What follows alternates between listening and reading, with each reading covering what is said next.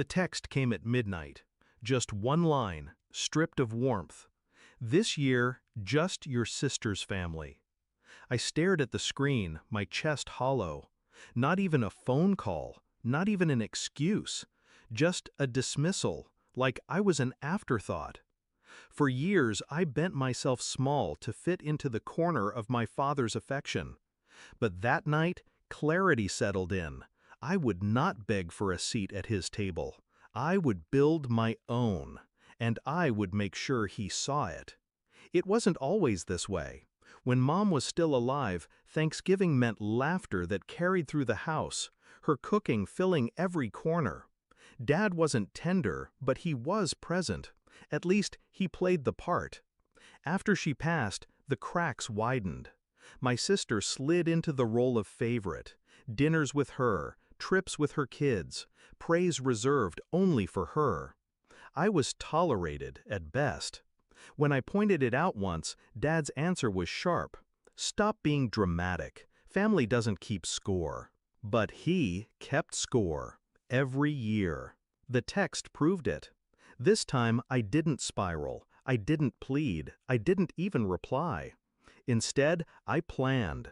Because 3 months earlier, I'd closed on something no one in my family knew about. A mountain ranch. $5 million of land, glass, and stone, perched high above the pines, carved into the ridge like it had always belonged to me.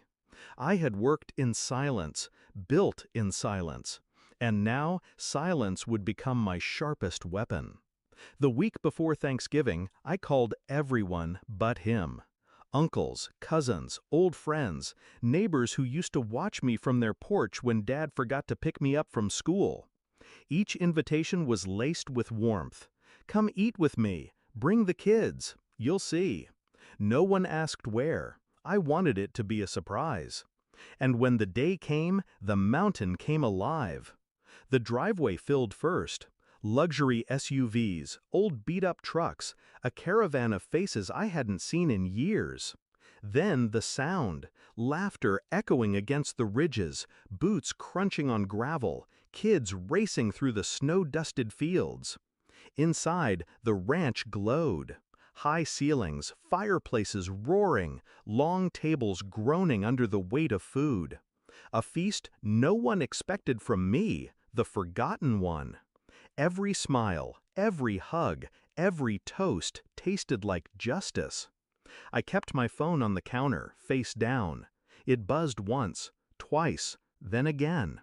I ignored it, carving turkey while my cousin told me I'd outdone myself. But when dessert hit the table, I flipped the phone over. 21 missed calls. 6 from Dad. 15 from my sister. They had seen the photos. Because I had posted them carefully. Not brash, not boastful, just images of a family gathered around my table. Candles glowing, children's faces lit with joy, laughter frozen mid-frame. The kind of Thanksgiving my mother would have wanted. And at the center of it all, me. Not excluded, not forgotten, the host. The messages poured in after. From my sister, "Why would you do this without telling us?" From Dad, "Call me back now." I didn't. I waited until the night wound down, until every guest left full and smiling, until the ranch fell into silence again. Then I called him. He answered on the first ring. His voice was sharp, edged with fury. "You went behind my back. You humiliated us." I let his words hang in the air, then cut them down with one sentence.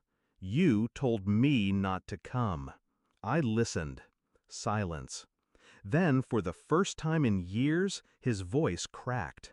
I didn't know you had something like this." That was the truth of it. He hadn't thought. He hadn't known, because he never cared to look. I didn't argue. I didn't scream. I simply said, "Enjoy your next Thanksgiving. Just your sister's family." And I hung up. Since that night, the calls haven't stopped. Invitations, half apologies, attempts to fold me back into a dynamic that no longer exists. But I've learned something vital. Exclusion is power when you wield it. They thought I needed their table. Instead, I built a bigger one. And now they're the ones left out in the cold, staring through glass they'll never touch. I don't need his approval anymore. I don't crave his place at the head of the table. I am the head of mine. And every Thanksgiving forward, when the laughter fills these walls, I'll remember that text. This year, just your sister's family. The moment he closed the door, and I realized I was free.